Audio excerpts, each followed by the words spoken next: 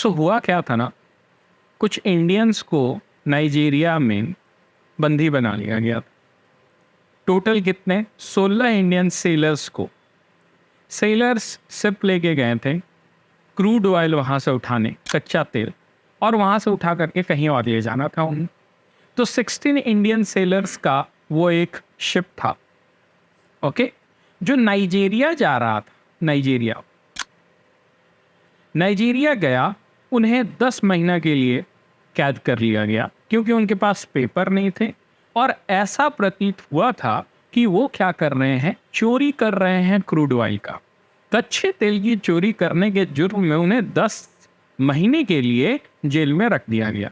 लेकिन फिर Indian government ने वर्क किया, वहाँ का जो कॉन्सुलेट है, वहाँ के जो एम्बेसडर हैं, उन्होंने वर्क किया, ठीक है, और उसे छुड़वा लिया गया। वो 16 इंडियंस को छुड़वा लिया गया। फिर अब उन्हें भारत ले आया जाएगा।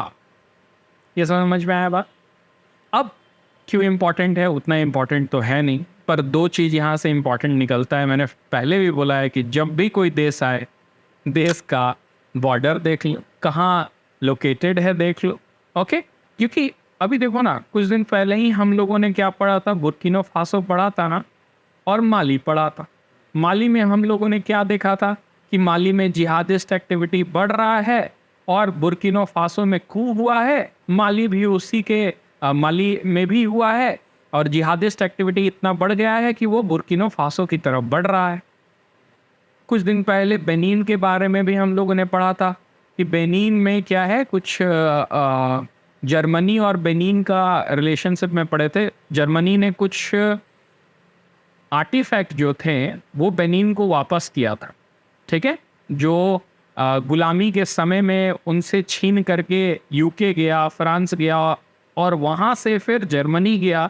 जर्मनी ने वो सारे चीज़ों को बेनीन को लौटाया था। तो वहाँ पर उस समय हम लोगों ने बेनीन को पढ़ा था, ओके। अब नाइजीरिया है। अब मैं क्यों ये बता रहा हूँ, क्योंकि क्वेश्चन आया ना माली से, हाँ, कल ही ना आया है। वो इम्पॉर्टेंट है सर, थोड़ा देख लिया करो खाली ये सारे मैप को, तुम्हारा most of the work complete हो जाएगा।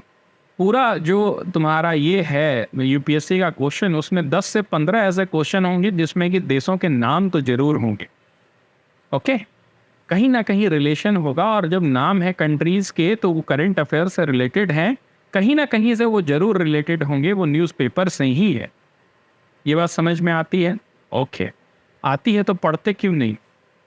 हाँ, आती है तो हाँ हाँ आती है। फिर जब बोले कि यूक्रेन किस किस के साथ बॉर्डर शेयर करता है, तो सिर्फ ये बता पाएगा, और बाकी सब धुंधला धुंधला है सर। वो रोमानिया था कि हंगरी था? हाँ? चलिए देखते हैं इसको, और कुछ नहीं है। और दूसरा है कि यहाँ कच्चा तेल उठाने गया तो कच्चा तेल होगा तब ना उठाएगा। तो अब क्या है, एक और पॉइंट समझो कि इंडिया अपना जो क्रूड ऑयल परचेस है उसको डाइवर्सिफाई करना चाहता है, ठीक है।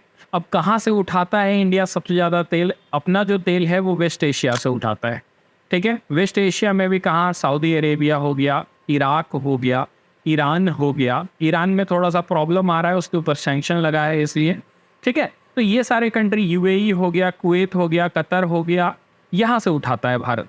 लेकिन अब पूरा वेस्ट एशिया के ऊपर डिपेंड रहना भी तो उतना अच्छी बात है नहीं ना। तो भारत क्या चाहता है, अपना क्रूड ऑयल परचेज को डाइवर्सिफाई करना चाहता है। चाहे वो साउथ ईस्ट एशिया में वो ब्रुनई से खरीदने लगे, चाहे वो अफ्रीका में नाइजीरिया से खरीदने लगे, क्योंकि दुनिया का 2% ऑयल जो है वो यहाँ पर भी मिल जाएगा।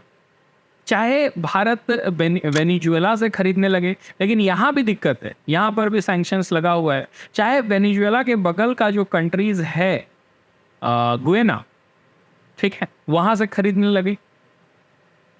समझ में आ रहा है? तो भारत डाइवर्सिफाई करना चाहता है। एक ही दुकान से खरीदोगे तो उसका मोनोपोली बढ़ जाएगा। आज कम में दे रहा है, कल क्या बोलेगा कि हम इतना ही में देंगे और तुमको खरीदना पड़ेगा। भारत बोल रहा है नहीं, जहाँ से फायदा होगा वहाँ से खरीदेंगे। इसीलिए भारत किससे खरीद रहा है? रसिया से खरीद रहा है। जब यूएसए इतना चिल्ला रहा है, ओके, कि तुम रशिया से क्यों खरीद रहे हो क्रूड ऑयल को, तो एक काम कर दे, यूएसए के पास खूब तेल है। तुमको क्या लगता है यूएसए के पास तेल नहीं है? गल्फ ऑफ मैक्सिको में भरा हुआ है, टेंशन नहीं है यूएसए को, अपना निकालता ही नहीं है। ओके, तो भारत क्या करे, जाए यूएसए से ही खरीदे, यूएसए ही बोले कि हम ही डिस्काउंटेड में देंगे, रशिया से मत कर दो। भारत को थोड़ी ना पागल कुत्ता काटा है कि वो लेगा, यूएसए से ही मंगाएगा दो डिस्काउंटेड रेट पर।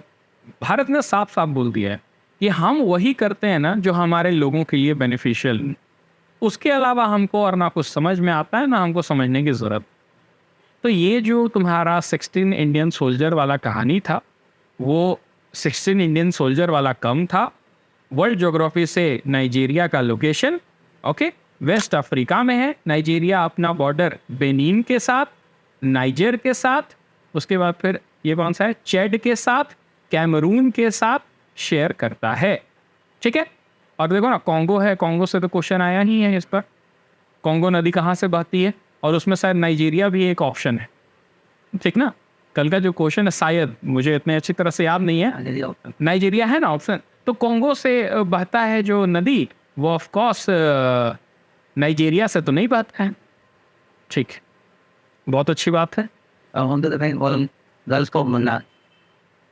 ये गल्फ ऑफ गुयाना है, ओके, लेकिन ये असल में जो है वो अटलांटिक ओशन है। पूरा जो है, जो समुद्र है, जो तुम्हारा ओशियन है, वो अटलांटिक ओशियन है।